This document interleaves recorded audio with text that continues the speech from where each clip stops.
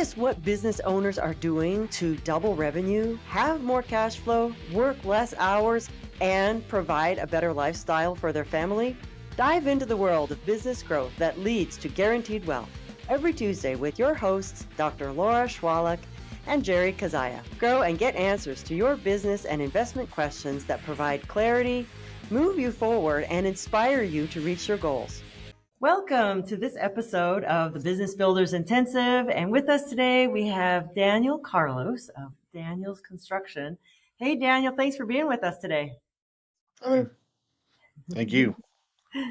Our pleasure. So great to see you. So just to get started, Daniel, can you tell us a little about your business? What exactly do you do? We do construction, remodels, residential and commercial. Excellent. So you do some really big projects. Not that big, but yeah. Do you We're trying to get better and bigger. Yeah, and that's what we're here for. So how long ago did you start your business? It was back in 2009. So 14 years. You started 14 years ago. Yeah. And you started doing what?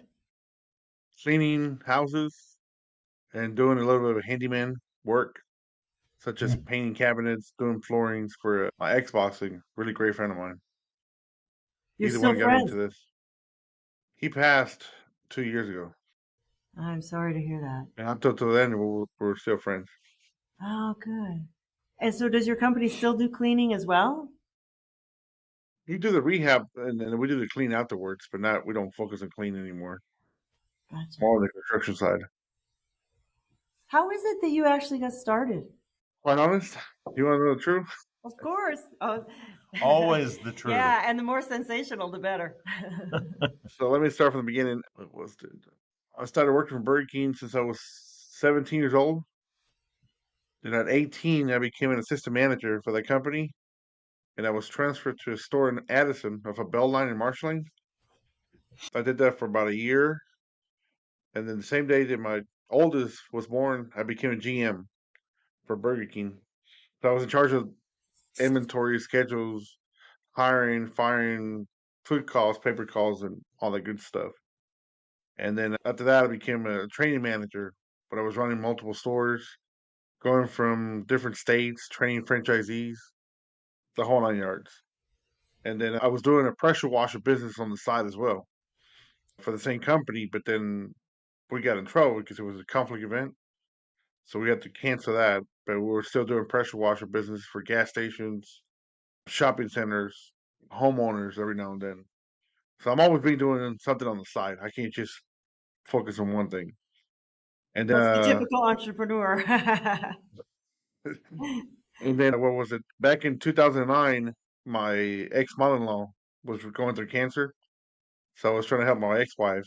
And then I didn't have enough money coming in. So we were asked for a part-time job. So I called my friend and asked for a part-time job. He's like, sure, we need people who can clean the houses. Because he was running Burger Kings and also managing apartment complexes and buying and flipping properties on the side. So that's how we got started. And he walked me through the whole thing, how he was buying properties and flipping them and renting them out. So we started cleaning. Within a year, I was able to buy fresh property between me and my mom, really. And then we flipped it and rented it out for 4 or 5 years. The following year, we bought another one. And I think it was like maybe 4 or 5 rental properties after 5 years. And then I started doing more construction business. At that time, I had to leave Pizza Hut because they sold it to a franchise. So you lose all your benefits. So I went over to Pizza Hut for 7 years. I was doing Pizza Hut and construction business for about 5 to 7 years altogether. That was all day. So I was never at home. And then after a while, I just decided to do it on my own. I was afraid to take the big step because the insurance, 401k, and all that good stuff. And so far, I can't complain. We started off with making 30,000 for the whole year as a part-time job, and now we're up to 1.6. I think 2 years ago we did 1.9 sales-wise. Excellent. Beautiful. Good for you. Good for you. Thank you. And you've done that all basically on your own, right? Just figuring things out as you go? Pretty much. Good for you. What would you Me and people like yourselves and people that I know that try to help me as well. My stepdad's one of them. What would you say is the hardest part that you're dealing with or that you have dealt with? Business wise, Yeah. probably cash flow, time management. Yeah, cash flow is a big thing, especially with a big project because they want to pay you. They want you to do the work now and pay you later. And then, those people that don't even pay you and they run away. When you do a construction project and people don't pay you, what is your recourse? Do you file a mechanic's lien? I try that. I just don't have that system in place. A lot of times you spend more money and time going to lawyers. That's what I heard. That trying to file a lien against the property. So I just let it go, basically. Wow, you let it go. I find that amazing. Yeah, there must be an easier way to do that because I know some people do that. Like air conditioning people, they'll do that. They'll put a lien on the building if the AC isn't paid for. So You can file a lien against the property, but when it's your home residence, it's so protected that if you don't have the right contract, that's what I heard from a lawyer. But even different lawyers tell you different things, so it's just find the right person. Agreed. So I had a lawyer that charged me like $2,000 just for a contract, and it was like 10 pages long. When you're doing a remodel for $20,000, $30,000, you look at the paperwork, they'll probably say, you know what, I'll go somewhere else. It's a lot of. I need to make it simple on QuickBooks or a sheet. They could just sign the contract, look over it. And 9 times out of 10, I'll be honest, I don't have a contract. I'm a minimal word. If I say I'm going to do something, I'll take care of it. Jerry and I, we didn't have a contract either. you just did it on a handshake. I'm not sure what that says about me today, though. I think you're a man of your word. Oh, I know I am, Yes. but it means I'm very trusting, apparently, especially with a scoundrel like him. How did you guys meet? How did you two meet? How did He you? was a referral from Whitman. Oh, one of the guys at the shop. Yeah. At the auto repair shop. Yep. Cool. Awesome. He said Daniel's done some work for me in the past. He's a good man, and I trust him. I went, great, let's hire him. I did work for him. And so here we are all these years later, and I like to collect good people, keep them in my Same world. here. Thank you. We'll see how it turns out with this one. He's It's still gonna be causing trouble. He's still causing trouble. What other difficulties are you finding in your business? I heard you say cash flow and Time management. time management. And so, what if you wake up at night worrying about something regarding business? You know, I know you have children, so that's probably not. I'm sure you wake up thinking about them and family and Always. whatnot. Yeah, always. Regarding business, what's something that would wake you up at night? Right now, Yeah, my divorce, it's driving me crazy. yeah, It's not driving me crazy, but I was like, what else do you want? You want everything here, take it, but leave me alone. yeah. Now I have two lawyers. So it feels like I'm just working for the lawyers now. We were for On the business point of view, bills, just too many credit cards. And then like you're trying to pay Peter to pay Pal, and right now they're all maxed, not all maxed out, but I'm sending 3,000 here, 5,000 here. And at the end of the day, it's how much really I'm paying, because a lot of times, 9 times out of 10, you do the project, you don't get paid right there and then. You have to wait months, sometimes 60 days. And that's what throws me off. I mean, Because you have to carry all this. not everybody pays like me every week. No, no, no. Now, you and the other company that I work for, which is one of my biggest customers right now, AER, they pay me every week. They do pay me every week. interesting. But sometimes when you do homeowners, they'll pay you 30, 60 days out, or you have to chase them around. That's why I'm trying to wait. I'm trying to stay away from residential now. I'm trying to do more commercial work, because residential is just too many. Now, if I'm building new houses, sure, no problem. But remodels, I pick and choose what I want to take. Yeah. So you started off in the handyman business. Why did you get out of handyman? Is it just not profitable enough? Is the jobs are too small? They're too small, and now I'm able to take bigger projects because I have 28 guys that work under me. So you can't take the whole cake for yourself. You got to share the cake. But I'm able to take more jobs in one time than just doing one house for 6 months or 4 months. And at the end of the day, you make probably 3 to 4 grand in 6 months profit. But then you take all your expenses. So how much do you really make? And then I'm able to take bigger projects now. instead of just the handyman stuff. Yeah. Good. And then in talking with Jerry, you found out that we also have a business coaching and mentoring and mastermind. And then, so I'd like to know, how did that conversation go? What interested you in working with us, particularly Jerry? I'm looking at Jerry, and that's what I want to be able to be enjoy life, not worry about the bills, not worry about what's coming in, if I'm gonna have enough work coming in, just being a better leader, being a businessman, a business leader, not just an average construction guy.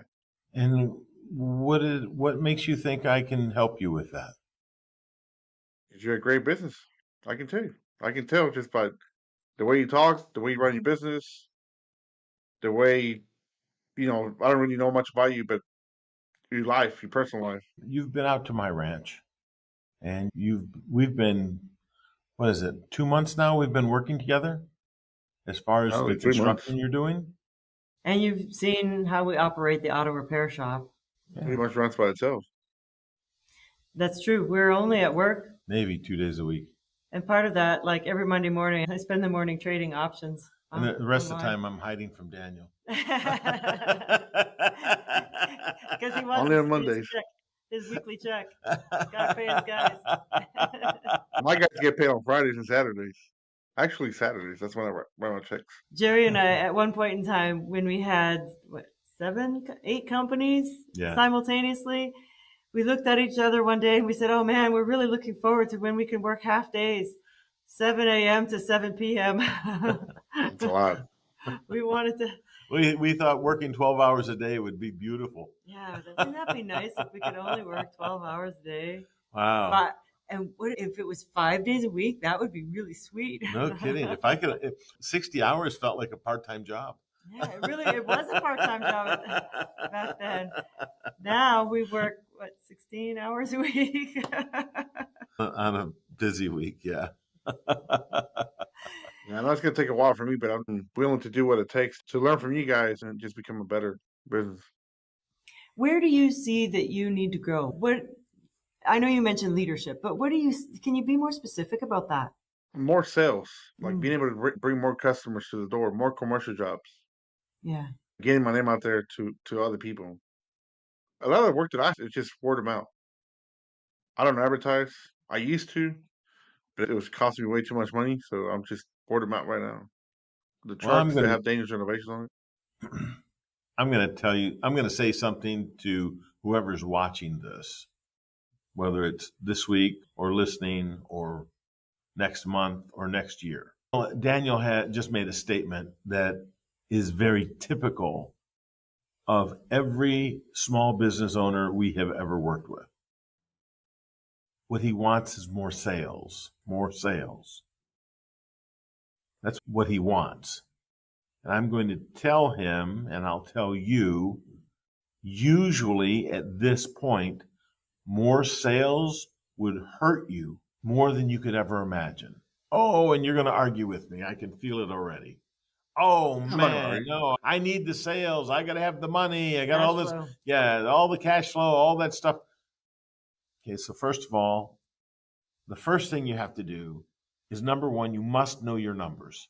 You have to know what it costs you to create your widget, to do the service or build the project or whatever it is that you're doing. You must know what your costs are. Okay. And a lot of people, I'm going to just jump in here, they think that their costs are like the cost of the material.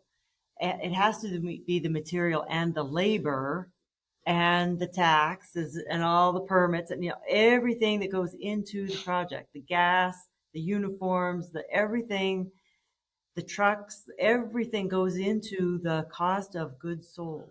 Yes, your COGS must be broken down on your financial sheets.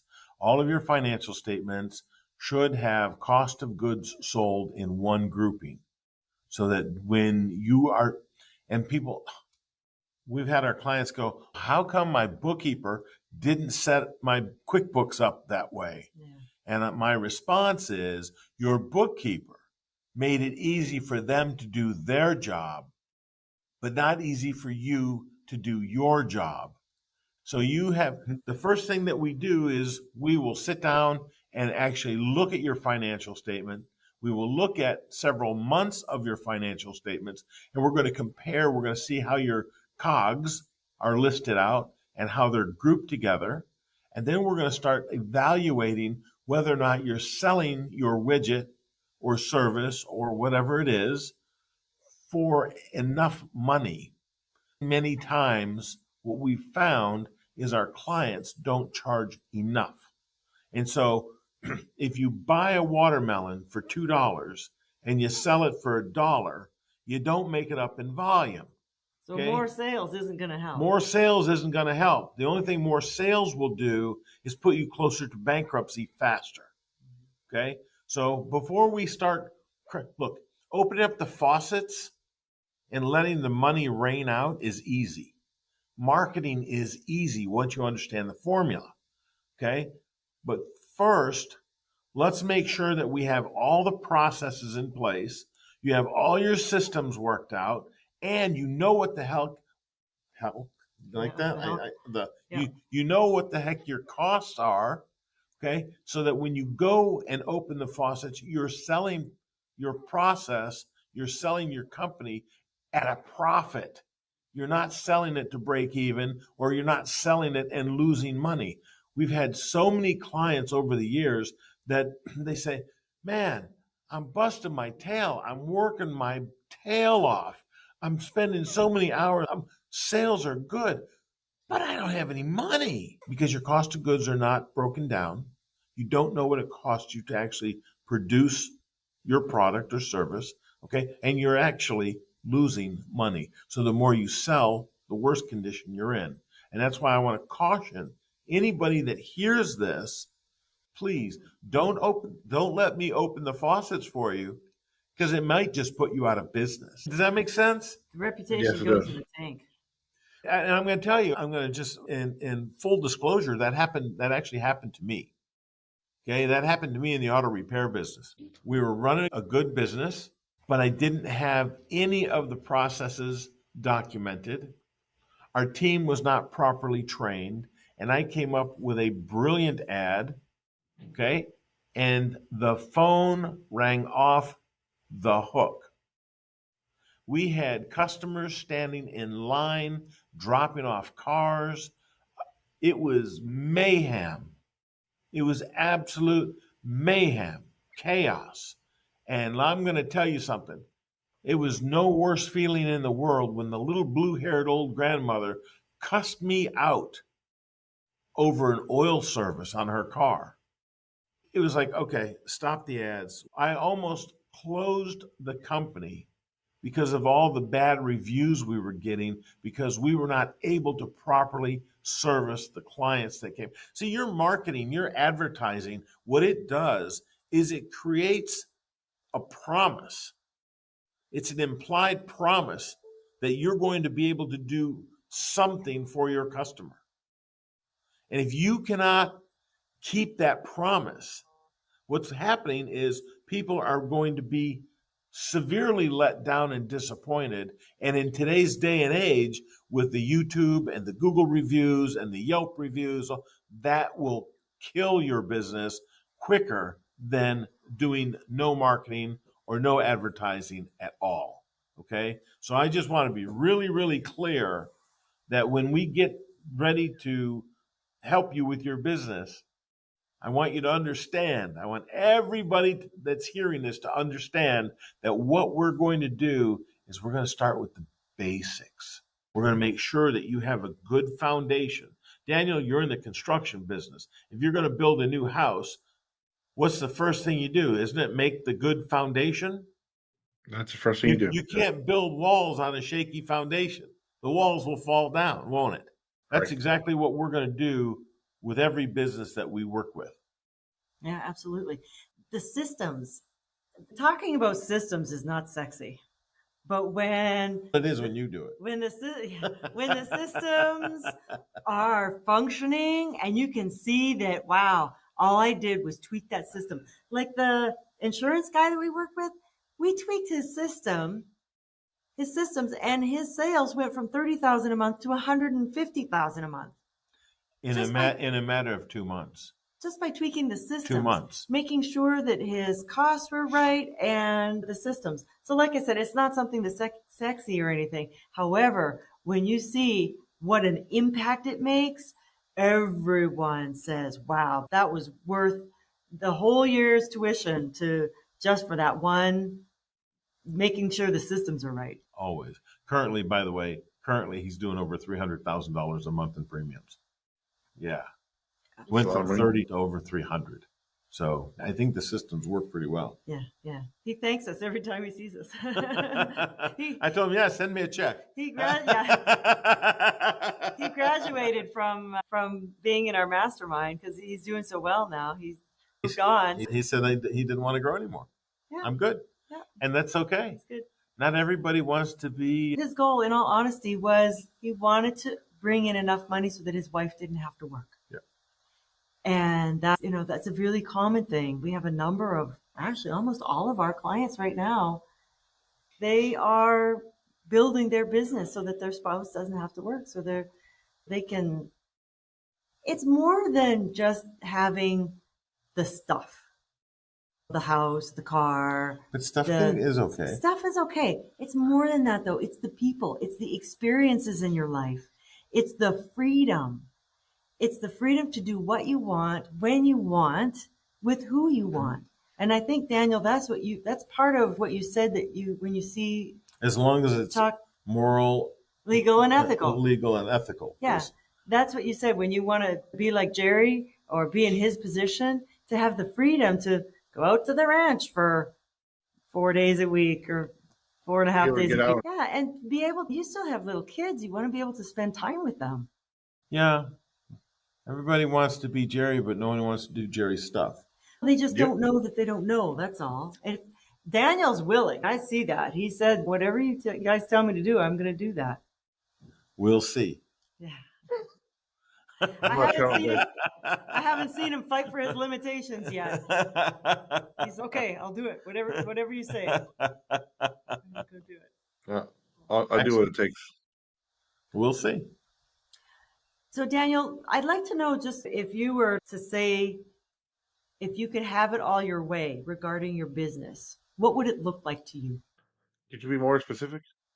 Yeah. So let's say in 5 years from now, what do you want what's your gross annual revenue? What's your money in your pocket? How many houses do you personally own, or commercial real estate that you own that you lease out? Do you have an idea of what you want 5 years from now?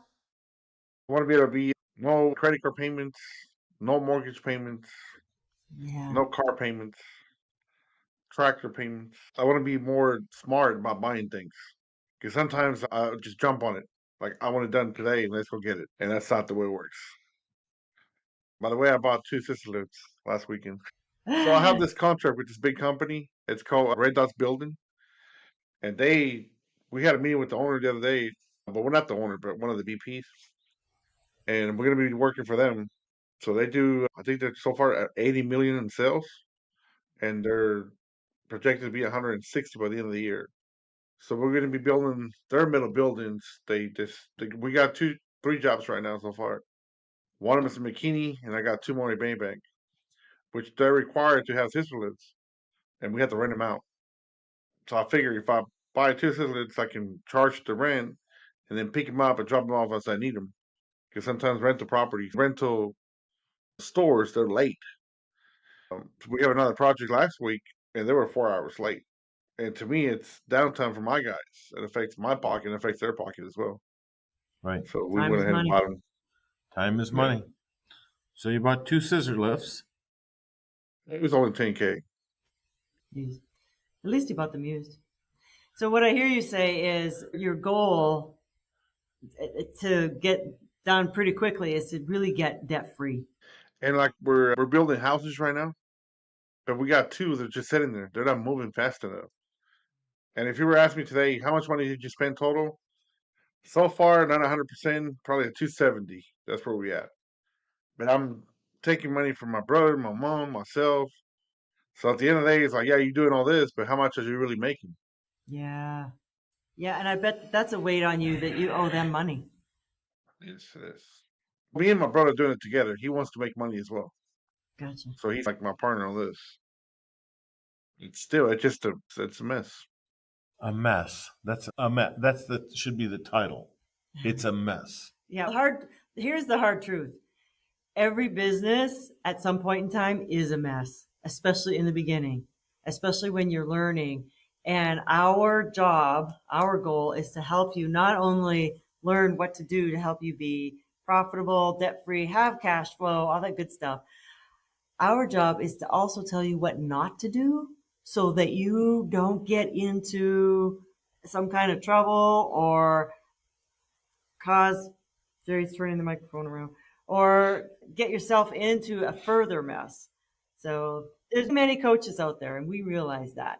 The problem is that when people that have never, when coaches who have never actually owned a business or had employees or payroll are telling business owners what to do, sometimes, yeah, you're shaking your head already. You know the answer, that it's not a good thing. If somebody hasn't been there, done that, got the scars from it, they're not going to be able to coach you. And that's one of the beautiful things, especially about working with Jerry's. He's started his business in 1981. I came to Texas. I had $1,100 to my name. It's all the money I had in the whole world. And I grew that into multi millions. It's not, I read it in a book somewhere or I watched a YouTube video on how to do it. No, I've actually created my world, right? I've done everything. You were a millionaire by the time you were, what, 30? Yeah, 31. 31? Yeah. Yeah. And a multimillionaire by 36. So what's the difference? What do you mean, what's the difference? I did between a millionaire and a multimillionaire? A millionaire is 1 million. Multi means more than one. Okay. So today that number is north of 25 million. Yeah. I did okay starting with 1,100. $1,100.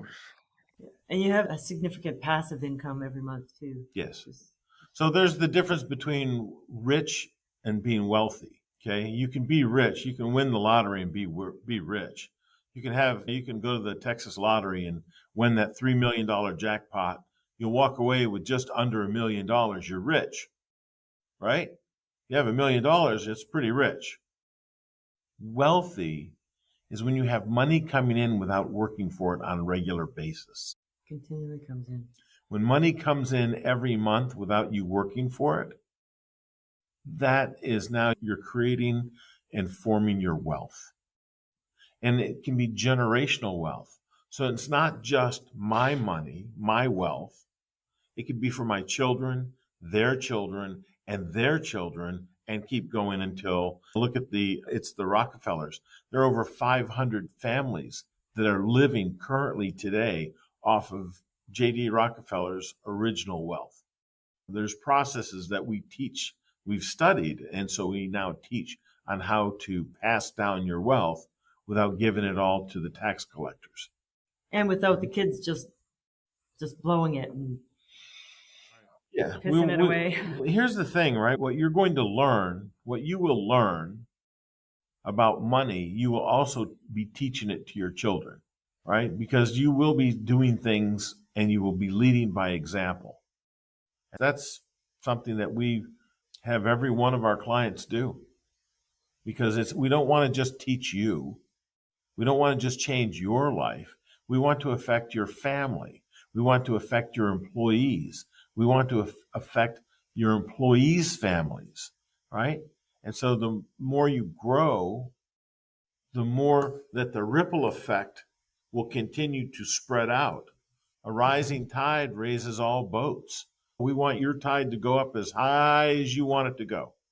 And if you're like the insurance guy, okay, 10 times increase, I'm good. I don't need to grow anymore. Okay. Whatever you want is what we can help you to get, as long as you do the work. That's the other hard truth. Yeah. I'm not doing it for you. I'm not doing it for you. You're not doing it for him? No. That means guess who's got to do it? Me, myself, and I. Yep. Beautiful. Do you have any questions for us or anything else that you thought of that you're like, yeah, I want to learn that you guys know how to do? My goal is to have the commercial properties, be able to lease them, Yeah. kind of what you have. I tried the rental houses, didn't like it much. There was too many phone calls and not enough income coming in. And then by the time you go back and do a rehab on the house, you wasted all your money. So I've always said when you play with pennies, you get pennies. When you play with millions, you get Millions. millions. Yeah. So I want to do the work now. So by the time I'm 60, if I make it, I'll be able to enjoy it. And my kids will enjoy it. Yeah, that's a beautiful thing. So I'm going to kind of word that a little bit more specifically. When Jerry and I first met a couple decades ago, we've been married 20 years now. We both said, I'm willing to Congratulations. do today. Thank you. I'm willing to do today what other people won't so that I can do tomorrow what other people can't. And that's why we're in the position now that we're in, where our companies pretty much run themselves and we just have a great time. We went to Radford Racing School in Arizona last week, and that was awesome. And this week, one of my sisters came to visit, and then we're going to Clearwater Beach for a vacation in May, and coming up next week. And so, yeah, life is good. Good for It you is guys. today. Remember, we thought that 60 hours a week was a part-time job. Yeah, That's a lot of hours. it's a When lot I of first work. started, I used to work from 8 to 12, 8 in the morning to 12 at nighttime. Yeah. I was never home. Yeah. I get it, man. We had a client, he said, I'm already working 8 hours a day. I'm exhausted. What do you want out of me? And we both looked at each other and said, wow, I don't know that we should take this guy on.